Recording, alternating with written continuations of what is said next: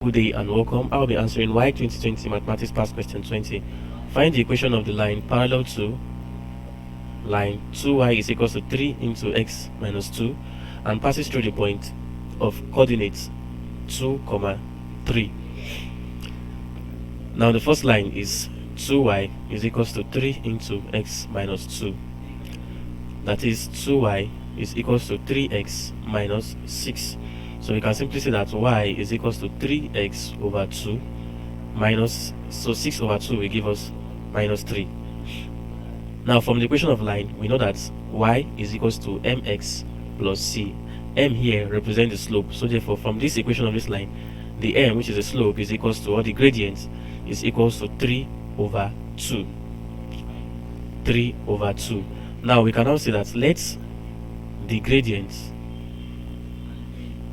of the second line, which is the line parallel to this other line now, be of the second line, let's call it the second line, be m1. So now since it is a parallel line, m is equals to m1, that is the gradient of the parallel lines are equal. So we can now say that what m1 is also what 3 over 2. Now we've gotten the gradient of the other parallel line.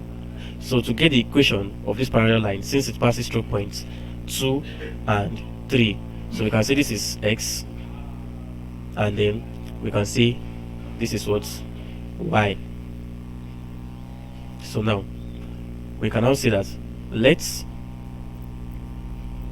2, 3, which are the coordinates of the points which the other parallel line passes through, be x1, y1. So we can call it x1, y1. Therefore, from y minus y1 is equals to m1 into x minus x1. Now this is the equation. This is the equation for us to find the equation of a line. So we have y minus y1 is what 3 equals to the slope now, which is 3 over 2 into x minus x1, which is what 2. So from here we have y minus 3 is equals to 3x over 2 minus 3.